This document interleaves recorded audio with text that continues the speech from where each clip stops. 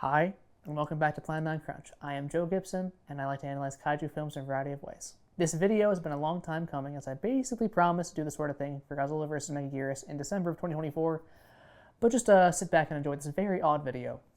Godzilla vs. Megaguirus has an interesting place in the discourse surrounding the Godzilla series, underappreciated and overshadowed by both what came before and after. This is the second film of the Millennium series, produced as a response to TriStar's 1998 Godzilla. And Godzilla vs. Megaguirus is the only Millennium-era film to actually come out in 2000. However, if someone were to say Godzilla 2000 or Godzilla 2000 Millennium, they would be referring to the previous film, titled such from 1999.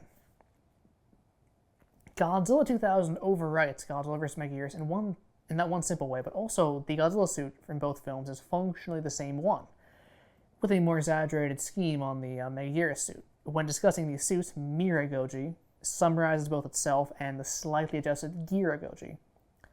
Within the Godzilla series, Godzilla vs. Megaguirus represents director Masaaki Tezuka's first attempt, but fans remember a lot more fondly his later attempt, Millennium series films 4 and 5, fans focusing on how he improved tropes from vs. Megaguirus for against Mechagodzilla.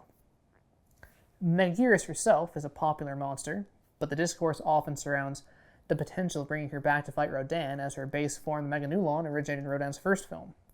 I cannot say with certainty that meant that few people care about the film, but few people focus solely on the film itself when discussing it in a way that I find interesting. Because of this, I find it prudent to test out a new format, the Triple S Review, on this film in particular. The title of this article is, it invokes strength, stupidities, and sophistry. And so my goal is to review the movie per my usual standards and then experiment with some literary criticism to overwrite the film's meaning myself, as is so uniquely popular to do with this Godzilla film. I need to lay out a couple key terms to clarify what I'm trying to achieve with this article before I can get too deep into it. A review is a very odd thing to be as poorly defined as it is within modern discourse. At its most basic, I am engaging with the text to see if it functions properly, such as a peer review for an argumentative essay, or academic paper, or scientific study. But at its most extreme, it can get quite messy. When we review a film, we are trying to encapsulate the entirety of its characters, plot, theme work, shot composition, soundtracks, special effects, symbolism, etc., into a single explanation of a score or rating. For someone as young and inexperienced as I am, this is very difficult to do effectively without a lot of time and space. I have experimented with different formats to do this. An article that leads with the conclusions and brings in textual evidence to serve the argument is shorter, sweeter, simpler, and always reads, to me anyway, as a stronger and better organized rhetorical appeal. That said, it is both substantially harder and a little more dishonest to write that way. I end up forcing the art into a direction I set instead of analyzing its aspects as they come about naturally. The other strategy I've tried is to recap the text in as great detail as necessary, putting special emphasis on the aspects important to the case I'm trying to build for the eventual conclusion. Depending on how meticulous each essay is, I am basically participating in a close read when I do this, and I find that to be a better form for review to take than most of the alternatives.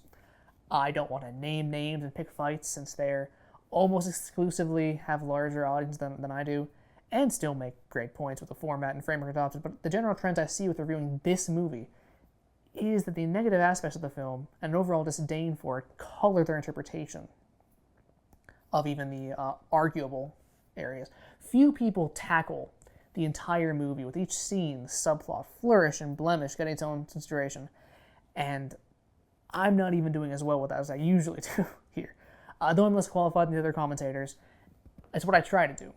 Truly view a movie again, to chart the strengths and weaknesses of the entire movie, to hopefully feel confident in an argument about the overall quality that can prompt a score out of 10, and also a discussion that better represents the art going forward.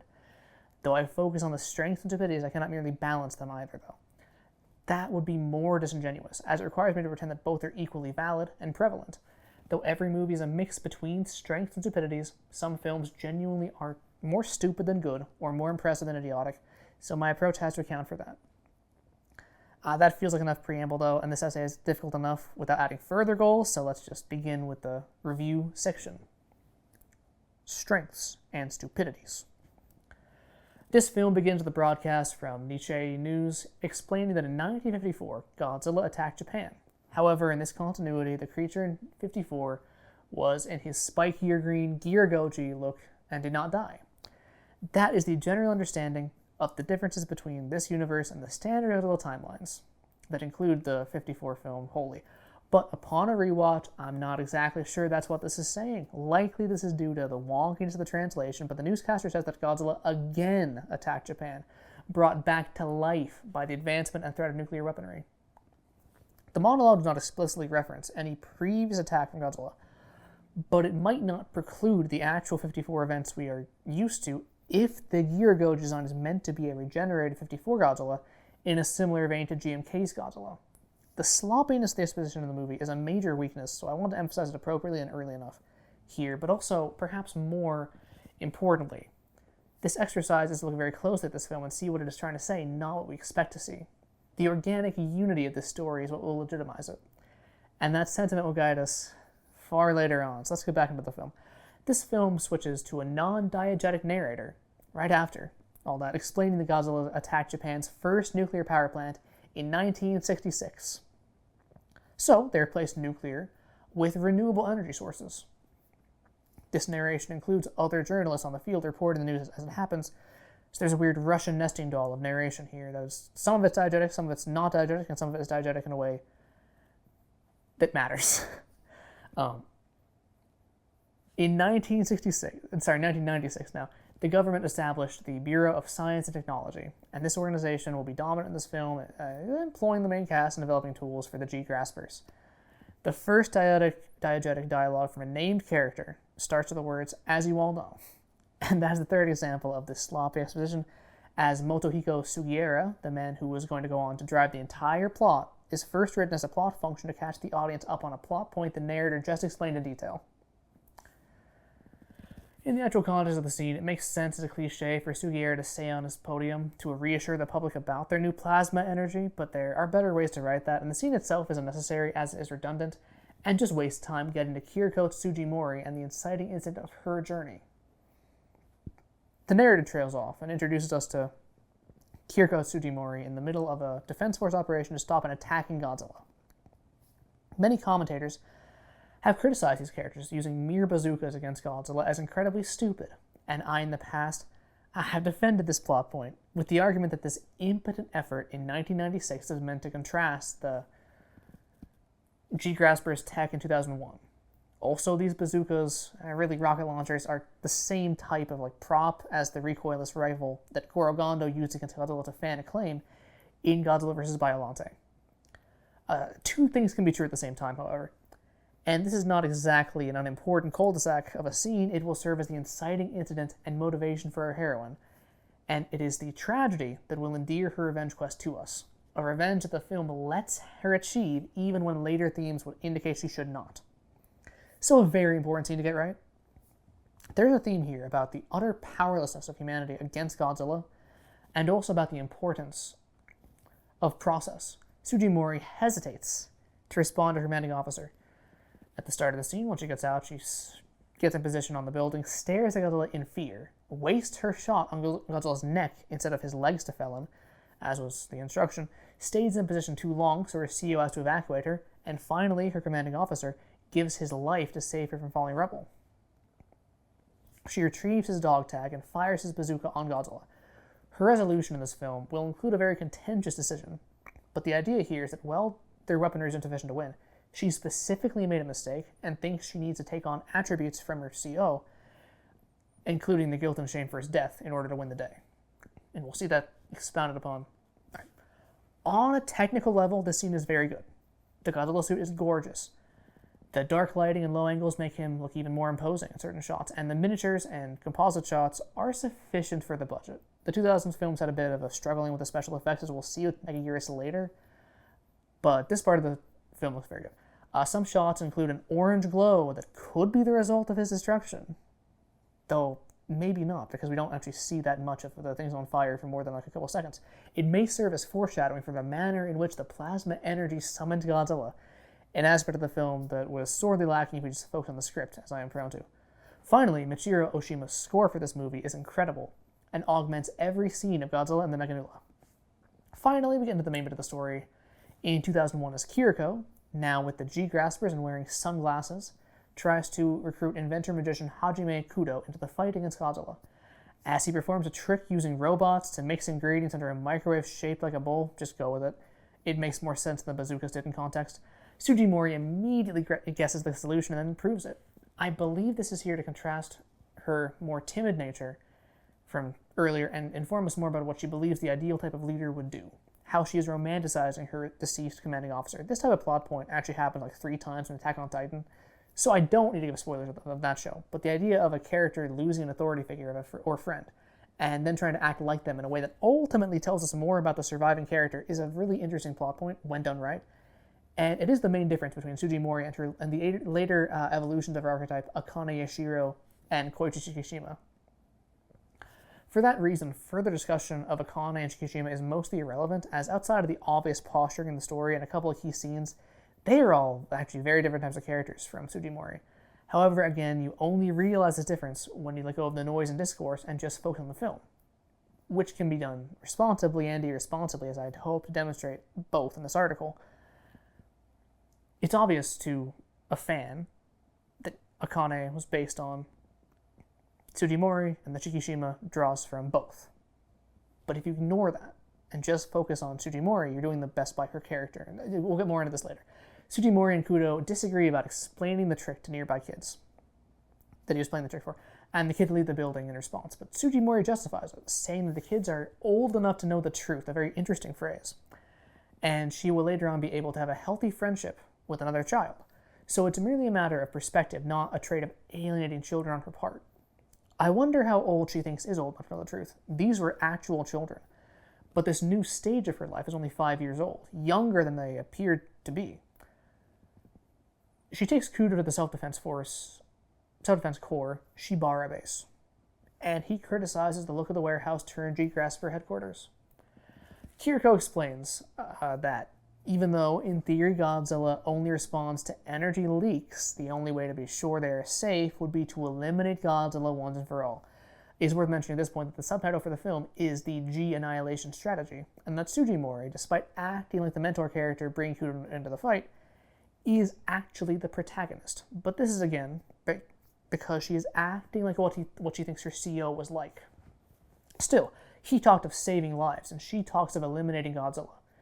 Keep this in mind for when she detonates a highly dangerous superweapon in public to destroy Godzilla at the end of the movie. As she explains, different sections exist in the workforce of their fight. The first searches for Godzilla. The second studies his behavior. The third handles statistics for evacuation scenarios, and the combat section are the G-Graspers. Sugimori introduces the small team she leads on the G-Graspers. That's Makoto Nikura, Kazuo Mima, Seichi Hosono, and Tomoharu Okamura. They're not that important, except for maybe Okamura. I won't mention them by name that much throughout the rest of this. Our last main character, Professor Yoshizawa, has a pre-existing connection to Kudo, having taught his high school physics class. Or possibly he only saw her in the high school physics class because he was ahead from, like, if he was a child, or if he had an education opportunity through the high school class. It's unclear, again, how they know each other, just that it's through the high school physics class. This is a lot to cover in just a few minutes, and I will pose the question of why the film allowed this exposition to play out in dialogue between characters with complicated yet understandable relations to each other, when so much else was left up to the dueling narration between newscast and a real narrator. I'm not claiming one is better than the other, just the film is not purposeful with how it delivers exposition to the audience. People would not criticize Sugimori's tragic backstory as much if we did not see the types of weapons they were trying to use, and how irresponsibly everybody used them. Similarly, the film has barely even hinted so far that plasma energy is anything less than the magical clean energy source Sugiura told us it was. The later plot points concerning Godzilla and the illegal plasma energy are going to seem to come out of nowhere. Yoshizawa now asks Kudo to join them, and his flippant response about not wanting to die young brings still images of Yoshizawa's own tragic backstory with Godzilla to her mind and the film's screen. She lost her team before, and has similar trauma to Sugimori, just that she was the one in charge, not cosplaying as the superior now. And this is what I was talking about with how the film truncates some things and lets others play out dramatically. The film effectively communicates Yoshizawa's grief without showing me a contrived setup to distract from it. It also works to characterize Yoshizawa, since we just saw her flashback, but she cannot bear to remember it as more than just a series of still images, so that's all we get to see. Kudo apologizes, and she states her desire to prevent such tragedies from ever happening again with a plasma-powered black hole gun. Let us table the obvious stupidity for 1 second. At this point in history, Godzilla feeds on plasma energy. However, the film's a bit half-hearted as to whether or not an energy leak is required to summon Godzilla, because that was the cover-up response. And it certainly wasn't the case for the nuclear power plant in 1966. In the film's symbology, plasma is a symbol of caution at best, and a bad idea masquerading as a viable replacement at worst. In other thematic iterations, an ever-expanding void that swallows Godzilla, fired from a gun by Sugimori, is actually an excellent visual metaphor for her all-consuming grief. The issue is that it is Yoshizawa's idea and will be Kudo's invention. It's coding her with something that's not her technology, like what I talked about with Haruo and Mechagodzilla City and the Godzilla anime trilogy video. And now we can talk about how stupid it is. A black hole is obviously one of the most dangerous cosmic events, quite literally uncontrollable destruction. Miniaturizing the black hole does not fix the problem, and the logical leap from trying bazookas to using a black hole is a chasm in the plot, especially if there's no hint of satire here. Kudo, as our established super genius, sees no issue with the plan, and his later Deus Ex Machina levels of plot importance and technical prowess means he again is not the subject of satire. Somehow working with black holes is enough to resolve Kudo's refusal of the call. Again, that doesn't really matter, the hero's journey is Sugimori's, but it's interesting nonetheless. Now we jump 3 months into the future. But jump on a lot over the course of the movie. 54, 66, 96, 2001, 2001 plus 3 months. An insect-obsessed child, Jun Hayasaka, enters the movie for complicated reasons. We need him here to progress the plot with his bug collection and knowledge, and also humanize Sugimori with their later conversations.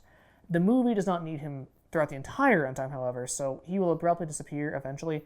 He tries to enter the cordoned-off Dimension Tide testing zone because he's an easily impressed, distractible child. And more importantly to me anyway, he looks old enough to know the truth. I say that partially because his knowledge on the Megaguirus is on par with, or possibly better than that of the scientist the heroes later bring in to replace Jun. Because unlike the scientist, Jun will directly identify the extinct Megaguirus out of any of the thousands of types of insects he knows. In a conversation between Sugiura and Yoshizawa, we learn that the Dimension Tide black hole is necessary because they do not want to make the same mistake again. Interesting wording, and must make sure no trace of him remains. Interesting wording. So this feels like the Oxygen Destroyer from the 54 film did happen in the universe, but he grew back in the same year. That would explain the escalation, and crap, that would have been a good cult film curiosities video idea. I won't be able to use that for the sophistry part of the video, actually, so you'll see why. But let me know in the comments if you want that cult film curiosity, what really happened to Girogoji in 1954. Once again, the film associates Yoshizawa with the Dimension Tide, even though the subtext only really matches Sugimori. And she launches a miniature black hole at an abandoned building. The test works as intended, only it opens up a wormhole in place of the building. The wormhole dissipates for some reason. It'll be back soon for some reason, to facilitate some plot points for some reason. Wormholes are an odd scientific topic that I understand even less than I do black holes. But as far as I know, a wormhole needs to connect between 2 points of space-time, insinuating that a subject has been in both places at one or another point in history. Again, it's possible I'm wrong about this, but this may be a major contrivance for Megaguirus' egg to make it through the wormhole, and it's at least a small contrivance that the wormhole appeared to close for everybody except Jun that night later. Jumping back in the middle is, an agent catches Jun, and Sugimori tries to handle the situation, first by taking off her sunglasses and then crouching down to his level. If my analysis of her taking on the role of her CO is correct, then this is her relinquishing that identity for a moment, showing Jun her eyes that we, the audience, have not seen since 1996. She speaks more softly, and in opposition to her previous sunglasses-laden attitude, she says that he should not tell anybody else about what he saw, specifically his parents, who would definitely be old enough to know. She picks up his insect display and leaves, putting back on her sunglasses. This connection between the humanity in the jaded, ashamed veteran and the innocence of a young child is handled, again, better in Godzilla against Mechagodzilla. But you can see many of the same building blocks in a different but equally interesting package with Masaki Tezuka's first attempt here. I will continue to point out the presence or lack of sunglasses or military equipment as well, as she puts it on with the same fervor as sunglasses, as it pertains to this idea, sometimes shakily, but always at least a little bit. She's an interesting character to analyze in terms of how she postures herself as Kiriko or as Major Sujimori. That's what I mean to say here with all this. Jun sees a Meganula fly past his window, and he returns to the testing site, where the wormhole is reopened so that the Meganula can fly through, lay an egg, and fly back. Once again, the darkness, camera angles, higher up this time to emphasize the small stature of Jun, and the soundtrack show off the darker horror movie tone this movie will dip its toe into soon. A small fog on the ground surrounding the egg makes the scene somewhat dreamlike. Jun taking the egg back to Shibuya is a massive mistake, but the far larger one is disposing of the egg in the sewers. This one action will result in a flood that consumes the entire city. As it stands, this feels arbitrary too, but it fits the motif of a small action, the grief for one man that consumes Kiriko, and a gun that can consume Godzilla. Once again, the film does not associate it with Sujimori until later. At this point, Kudo visits Sujimori while she is working out with her platoon members. Trying to flirt, he diminishes her pursuit, but then gives her Chekhov's microtransmitter that she can use to ask for his help. He's trying to lay on his masculine energy, which is an odd thing to do for this super well-trained, powerful female major. He strolls over to her personal effects and picks up her CO's dog tag. We learn his name is Miyagawa, or was Miyagawa. She snatches it back and storms off. Now, in this scene, for practical reasons, she was not wearing the sunglasses. And she also was not warm to Kudo, mainly because he insulted her discipline and then implied he could save her.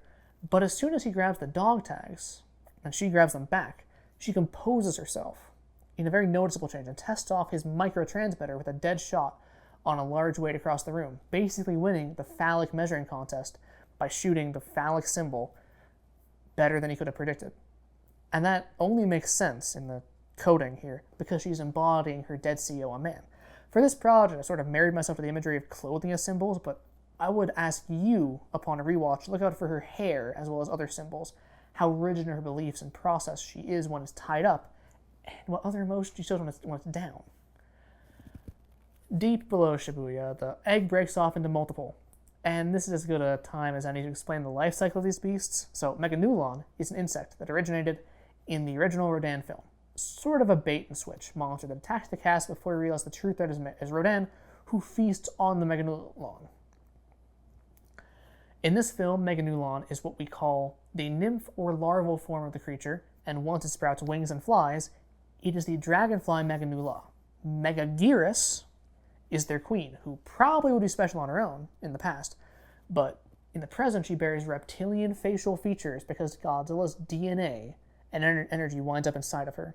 We'll see how in maybe 10 of my script pages. I don't know. Jun sees the initial sewer overflow and immediately recognizes his mistake. This is sort of a telltale heart situation, but Jun's mistake has not killed anybody. Yet.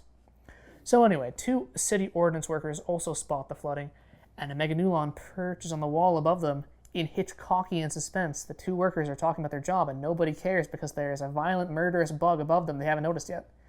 It starts to move, and then meet a couple out on the town nearby. The man sits, smoking, and the soundtrack kicks into high gear with a shrill string noise that accompanies the Meganulon as it creeps closer.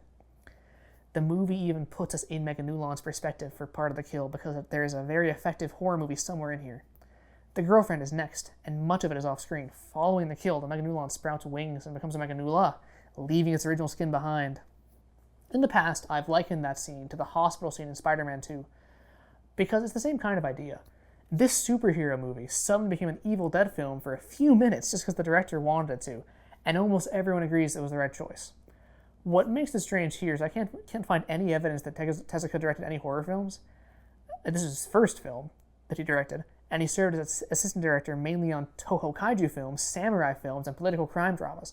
One of the films he was assistant director on, in particular, was Godzilla vs. Mechagodzilla 2, which could inform the similarly confused morality that we'll get into later, but I have no idea why he directed this film this way, especially as it was his first directorial feature, and his later Kuryu films don't have this kind of horror imagery.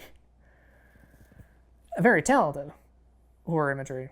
Maybe there's someone else in the film whose presence can explain this. I'll have to look more into the assistant directors and production heads. Whatever. A guilty June meets with Sugimori, who has again taken off her glasses to address the child. She takes full responsibility for the tragedy, claiming that the test must have mutated a nearby insect. Because June will lead the movie very soon, we don't get as much follow-up on this as in Godzilla against Mechagodzilla, 2 separate movies, by the way. But Sugimori is able to try and absolve June of the blame in a way she's not willing to do for herself in either personality. Still, June then shares his knowledge of the Meganulan life cycle. The G-Graspers discover through their sensors that near the Ogasawara Islands, Godzilla is emitting heat rapidly and strangely against an enemy, which turns out to be a Meganula. And the soundtrack is a sneak peek of its evolved version of the Meganulon theme that adds a vibrato and distance to the downward violin strokes. If you know the song. The G-Graspers take off in the GX-813 fighter Griffin ship. And this is probably the best time to talk about the film's advanced present-day technology. I refuse to believe that the monorail and Griffin are plasma-powered, because I noticed nothing in the film to point to that. And the emissions should summon Godzilla wherever they go, if that's the case. Still, the plasma power is the easy answer for the futurism, and there still is plasma power tied into the industry, underground as it is in the movie. The G-Graspers take samples of the felled Meganula, and Godzilla approaches the raft where Sugimori and Okamura are. Sugimori relocates Okamura back to the ship and puts on her protective gear in the same manner, with the same confidence she puts on her sunglasses. She swims over to Godzilla, the being that terrified her before she lost her commanding officer and will terrify her again later in the movie, and she clings to his back even though the radiation exposure registers on her suit. She shoots the microtransmitter into Godzilla and jumps off into the ocean so they can track him without using his energy. Finally, she calls him a lizard, just as her CEO did. That scene is for many a standout moment in the entire Godzilla franchise, but I seldom hear discussion about how this is evidence that she is acting as her commanding officer would in this, her coolest moment. He died trying to get her to safety with a strategic retreat when she was so scared of Godzilla that she was not thinking rationally. Now she swiftly and decisively removes her subordinate from danger, fearlessly climbs on Godzilla's back, and pushes herself to make sure this retreat is not for nothing, by planting the tracker and escaping to curse the lizard once more. In that regard, she has surpassed her CL, but the question is if she realizes that. Another question would be if she's only able to do so because of her superior technology or her discipline. And that might be a question she does ask herself, though we don't see that. Now comes the introduction of a scientist to explain what the kid already told us, and the film already showed us about the Meganulon life cycle. And again, another example of the film's odd exposition habits. Not too much, shouldn't spend much time on that. As a small SMG, search machine goes along. Anyway, searches through the flooded Shibuya for Meganulon eggs and finds many. Sugimori's composure betrays her, and this makes sense that she's not currently wearing the sunglasses and is in a deferential mood to Kudo, who designed the small SMG, and the other experts in the room. She might also realize just how severe June's mistake was, and she perhaps is relating it back to her own mistake long ago. Sugiura plays with the chessboard, and this is the only real bit of foreshadowing for his later heel turn. Next, sans sunglasses but in more formal military wear, she explains the operation to lure Godzilla to Kiganjima Island to shoot him with Dimension Tide. And she appeals to the next generation and children, indicating she is likely still thinking of June. Sugiura assures their backers this plan will work, even though he has no way of knowing it, because the testing hasn't commenced yet. Yoshizawa confronts Sugiura on his assurance to the government that Dimension Tide will work, was ready before any of the tests, and Sugimori, in full major attire, including a hat, still, takes Sugiura's side, but does so politely. During the operation, there is another moment where sunglassesless Kiriko looks at Godzilla with fear, but then steels herself. At the same time, the Meganula theme begins to play, and all of its glorious soldiers floating in Shibuya try to shoot down as many Meganulon as they can before they mature. That is clearly a sentence. The CGI is noticeably bad, but the music augments the scene in a very important way. It makes you feel the approach of the Megaguirus as they fly off. It's hard to explain, and I don't have the skills to explain music. I did not pass my music theory class with as good of a thing as I should have, but, it's not important. When Godzilla finally arrives at the island, his suit finally shows the brighter green pigment it's known for. But very quickly, he is swarmed by dragonflies. So the visual contrast might be the intent there. It makes sense that the Megaguirus would follow him there. They found him before, seeking his energy, and there are too many of them for him to kill all of them before they can take some of his energy. During all this, Dimension ties on a timer, and Sugiura insists that they must proceed with the strike even if the bugs are there. After Godzilla kills most of the Megaguirus, the strike fires on Godzilla, and Sugiura smiles prematurely. The strike merely displaced Godzilla, either sending him backward or possibly burying him, which will become very important next time they try and fire this thing. Godzilla contemplates going after the Megaguirus, but then turns around to glare at Tsujimori, and then starts heading to the National Chemistry Institute in Shibuya, which we learn from Sugiura on a phone call as he knocks all the pieces off his chessboard in anger. The Megaguirus return their stolen energy to their queen and die. But we don't have much time to think about that, as Tsujimori and Kudo argue. Though lacking the physical marks of the chains, Tsujimori switches from aggressive to merely apologetic in a very pronounced manner. Back in Shibuya, Megaguirus' magnetic powers cause the technology to malfunction. She bursts out of the water with her iconic design, consisting of a reptilian face, a tail with a stinger, and rapid CGI wings. I like Megaguirus a lot. And I also think her parts of the film are the most unscathed from plot contrivance as a separate point. It just takes a bit to explain her power set, as I've not adequately done in the past. Her flight causes sonic booms and uncomfortable vibration to the human ear, and now she can harness Godzilla's energy. In the past, she was merely fast, strong, and territorial. So is Godzilla, though, as he's still on his way to Japan. In a brief cameo appearance, we see June trying to evacuate with the crowd. We'll see him like one or two more times in the entire movie for like a few seconds. Tsujimori finally asks Sugiura why Godzilla's attacking, recapping that it was definitely plasma energy that summoned Godzilla in 1996, and that Japan no longer produces any energy. Again, I think that means that the Griffin jet and other advanced tech cannot be plasma powered, because that would mean that somewhere else is producing the plasma power and not getting attacked if the contained plasma plant within the Science Institute is enough to summon Godzilla now of all times. Yeah, there's an illegal plasma facility in the science building, that's why he's doing that. Megaguirus interrupts the Griffin's battle with Godzilla, and this battle theme is another highlight of the movie's soundtrack.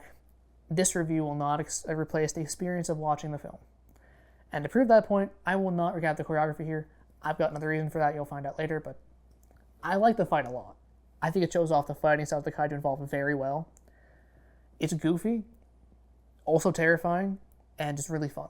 You should watch the movie, watch the fight scene especially. Despite being so climactic, it technically plays out almost as a cul-de-sac in the film, because she's not the main threat of the movie. Godzilla's the main threat of the movie. She's an obstacle. I will say that as payoff to Megaguirus affecting technology before, she affects the G-Grasper's tech, including Dimension Tide now, so the ticking clock is getting it back online before it falls out of the sky. In the scene where Tsujimori's eyes are not covered, she looks more vulnerable than the rest of her team, and this corresponds to the raising stakes. When Kudo returns to the base after his injury sustained from Megaguirus, she flies over him at one point, so stuff falls on his arm. Tsujimori shows concern until he calls her out on it, and she resumes a more gruff, mission-oriented demeanor. Throughout the film, she shifts her attitudes very deliberately and constantly, and you'll see why it's important that I bring this up literally every time it happens in the sophistry section of this essay. Just stay tuned for that. The dispatch of Megaguirus means that Godzilla can resume his rampage, and Tsujimori finally admits they are helpless against Godzilla. This is an important but very, very understated part of her arc in the film. As the Griffin becomes airworthy, again, Megaguirus took it out of commission. It convenes the Sugiura, who fled to a building top, and Yoshizawa, who followed him there. Tsujimori, guard fully down, asks Sugiura, very emotionally, why Godzilla's attacking the Science Institute, And here's that exposition that plasma energy was explicitly banned, but he's still using it to generate wealth and implicitly, though again this contradicts a lot of the inferences you have to make in the movie, fund and power the G-Graspers. Sugimori accuses Sugiura, finally blaming him for all the people he sent to die fighting Godzilla for the last 5 years. Now is the most confusing part of the movie, her ideals having been broken down by the reveal that the G-Graspers were found in unavoidable casualties and Dimension Tide literally falling out of the sky. She puts the helmet back on, steals her demeanor again, has Dimension Tide lock on her in the middle of the capital city, Osaka, and, sorry, they moved capital city, I think I mentioned this before, and detonates Dimension Tide to take out Godzilla in the middle of the capital city. A black hole. This only somewhat diminishes the strength of her character. The best analogy I can think of is the 1976 King Kong film and how it misses the mark for the most part, but still somehow is the best version of Jack Driscoll as Jack Prescott and the actually only believable love story in the franchise. Yet the wonky theme still mischaracterized Jack briefly towards the end of the film. How can avenging her CO in the most reckless way possible, wearing insignias that exacerbated the problem, be the ideal way to end the story? Well, that's stumped me before, but let's try to make sense of this. That's the point of the video after all. The imagery is very similar to the later circumstances of Godzilla -1's final charge, but I only bring that up for your benefit to understand the scene better and visualize what it's trying to say. Obviously, this film existed independent of -1 for 20 years. Around 20 years. But nonetheless, in the same manner as Shikishima putting on Noriko's picture on the dashboard, she puts the dog tags, the symbol of her lost commander, in front of her, executes a kamikaze run, and ejects her seat at just the right moment to deal a critical blow to Godzilla. In this context, I wonder if we can view this as the death of the split Sugimori and the beginning of a new character, free to live as she wants to. She immediately makes fun of Kudo for his concern over her, so the reading also exists that the Kiriko part, is that the gentle Kiriko part is maybe what died. But then the film shows us that she let her hair down finally and she stands on top of a building, surveying the damage, quite literally where she was before her CO died. Maybe not the same building, but the point still stands. In a bookend, she visits Kudo once more to ask for help a couple weeks to months later, with her hair down and sunglasses off. They tease each other to close out the film, though I have made the mistake in the past of implying there's not still a dutiful formality to their interaction that makes the romantic interest a little bit less emphasized, but that's because the film is weird about expositing and explaining things and interactions. Anyway, of course, the real end of the film is a post-credit scene where Jun, at school trying to move on with his life, hears Godzilla's roar. Plot recaps indicate that Godzilla also emerges from the ground, similarly to how he did on the abandoned island. But I never noticed that before, nor had I heard about it in the discourse of the film. The building rattles, and we hear an explosion, and he reacts in shock as if something happened. That's what's in the movie. I find it more interesting if Godzilla is trapped in some other dimension, able to imprint ripples upon the world. But that's an idea popularized in the discourse that I've already established overwrites certain aspects of the film. Fittingly, though, it is ambiguous and hard to tell exactly what it's trying to say. All evidence in the film suggests, however, that if you do not destroy every single part of Godzilla decisively, he will come back very soon after. Conclusion. There's a tension in this film. That as well. There's a tension in this review that may or may not be obvious to you all at this time. I clearly like the film a lot because I spent so much time embroiled in this. And I still will spend more time after this, as you'll see. And yet, as I indicated was a possibility, this review is far more negative than positive. There's also an air of incompleteness, I'm sure, as we have only talked about the strength and stupidities, but I promised sophistry. Going into this project, I assumed that the movie would be a 2 out of 10. But with the strengths in mind, as inconsistent as they are, I think the movie deserves a 3 out of 10 for including certain narrative shorthands that mitigate the problems without really solving any of them. For context, again, I believe a 5 out of 10 film would be perfectly balanced in strength and stupidities, and also would round up to a good film. So it actually is a sizable victory that this film achieved that extra point that makes it that much closer to being good. One of the things reviewing these films has taught me is that my opinion on and feelings about a movie can be wholly separate to its actual quality. as best as I can determine that quality. Though it is tragic and often frustrating when a piece of art does not live up to its potential, appreciating a film, respecting a film, and liking a film can be about honoring it, including its lessened quality. Godzilla Kong the New Empire is a 4 out of 10 movie, maybe lower, but I love it for how close it gets to crossing that threshold into being an actually good film. I don't need to pretend that there are not problems or systemic issues in that film to like it, but also how much I like it and how much I care about appraising it fairly means I will not try and invent problems with it to be able to share my assessments without having to defend them. I like a lot of 4 out of 10 movies, and I'll argue that people oversimplify every score below, say, a 7 as simply bad, with no degree of nuance and thus no productive takeaway on what the successes and failures present should teach us about writing stories. At the end of the day, my argument is that if any film deserves respect, all do, in my opinion. I like certain movies a lot. This among them. But wait, there's more? More than even just wanting to review it fairly, I now have a vested interest in trying to formulate a schema where this movie makes sense. And technically speaking, at least based on my forays into an English degree, that is generally where actual literary criticism comes in as opposed to what I define as a review.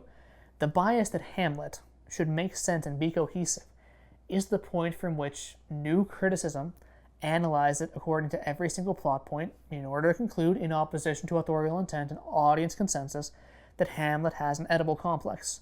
There are aspects of this that are important to the kind of reviews I like. Authorial intent is not word of God, though I think it is important. The general audience seldom is clinical in their assessments, or at least as clinical as they should be. And the best stories have total cohesion and consistency across every plot point, theme, and character arc. However, new criticism is an egotistical scam, allowing the critics to write incredibly cryptically and teach each other's works to keep each other employed, all while getting increasingly self-important and pretentious about the role of the critic as they define it. Indeed, I like to say that every literary theory basically serves to commodify tactics every audience member uses, whether consciously or subconsciously, to advance the careers of whichever old white man got to coin the term.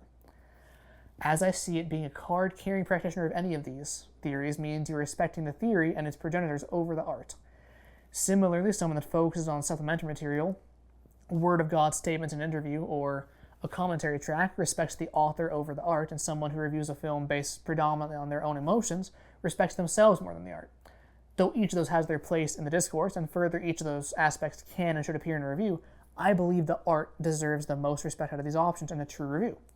However, again, to do what I'm about to do, I have to ignore the film's narrative shortcomings, not actually meeting the film where it is at, and thus I am disrespecting it because of my respect for Tezuka's later films using these archetypes, my subjective like of this film, and my participation in the institution of literary criticism. I will write any kind of essay I can, but I also call out when I'm not living up to my standards for reviews. So for the sophistry part of this essay, allow me to attempt to convince you that this 3 out of 10 movie is actually 10 out of 10 through the esteemed scholarly practice of using big words and abstract concepts as trickery to pretend a story I like is better than it is. How this movie is actually the best if you ignore everything except me right now, but including me 5 seconds ago. So where to go about rehabilitating this movie's reputation? The first thing we must do is accept that everything needed to understand the story is in the film itself. In this cohesive experience of the collaborative script, a prolific director, in the Millennium series at least, some amount of studio meddling, and wildly variable audience opinion, the one true objective view of this film cannot come from any of those components, only the finished film itself. If the movie is good, for it to be good, things within it must all work together toward it being good. Again, as I mentioned, good stories are cohesive, but cohesion is defined by the film itself, so the organic unity of the film's execution is what legitimizes it. We will ignore the heresy of paraphrase for this exercise because that really only applies to poetry, and a review is necessarily a separate experience from the film itself.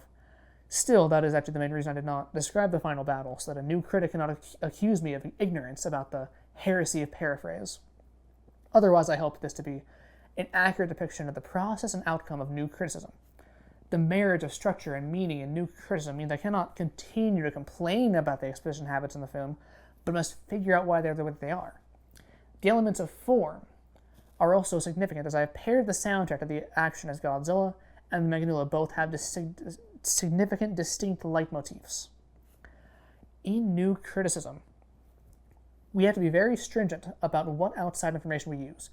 A notable allusion to a previous work counts, and in much the same vein that new critics read Hamlet and used his symptoms to justify bringing in a discussion about the Oedipus complex, the objective correlative can only include external content if you truly justify it. However, for the most part, the only thing that matters right now is the film and the critic. So if you have any notes on the director Masaki Tezuka and his intentions, burn them now. Or maybe don't. You see, this is where it gets a little bit difficult. New critics have to be well-read scholars, aware of major allusion in a text. As that becomes a narrative shorthand to group together concepts, Tezuka's name naturally appears in the credits and thus in the film itself. Is that a notable enough allusion to the primary creative of a work we are seeing to implicate him in its creation? I don't know. Even if it doesn't count, Tezuka actually plays a character in the film, the teacher in the post-credits scene. Tentatively, I would say that we still cannot discuss him without better reason, especially because his other films came after this one, but I'm open to contrary opinions in the comment section below. In any case, the allusions I made to Spider-Man 2, Godzilla against Megagodzilla, Godzilla vs. Megagodzilla 2, Godzilla vs. Biollante, and The Telltale Heart are all irrelevant and have to be ignored in new criticism of the film. More to the point, my speculation that more of Godzilla 54's canon than we think must also disappear. The film never mentioned the oxygen destroyer, and so only juxtaposes rocket launcher guns to a black hole gun. So I do not have warrant to read the oxygen destroyer into the text. I'm sorry. The goal of new criticism is to find the objective correlative that unites the film, the whole film, and nothing but the film, so help you God. And I did some of that in the strength and stupidity section in order to make this a little easier on both you and me. The relationship between Tsuji Mori and her commanding officer is the focus of her arc, as she takes on the role of him as a source of strength to alleviate her guilt. Nothing says this explicitly in the film, but I walked you through all the little moments that lead us there, thus proving with every scene in the film that she is a well-rounded character that's consistent. I did this through a close read, where I analyzed her character in a way that I don't see her character usually being analyzed. That's new criticism. I still believe her character to be a great one, but it was circular logic, because I'm just proving what I see in the film by saying how I see it in the film. The task I set out to do, use new criticism in this movie. The rational part of me, in order to do this, has to leave before he can explain the trick of the sophistry. Since I eventually settled on the themes of masculinity versus femininity in regards to understanding her personality, firing a gun to prove her strength at two notable moments, and letting down her hair once she left her CO's dog tags behind when defeating Godzilla, I could maybe read in specific stories like Mulan or the writings of Chojin, but probably not. Even those feel a bit off topic, and we have more stuff to explain with the objective correlative still. So, the expository habits in the film are functional, bringing in foreshadowing directly when relevant and abridging very important events for some reason. The revelations about plasma technology feel like an afterthought, but character considerations are put at the forefront as we see the scenes introducing Sugimori and Sugiura in full, when they may have been better summarized. And even Yoshizawa's truncated backstory still informs aspects of her character. See how the stilted snapshot nature of the flashback is likely how she allows herself to experience it.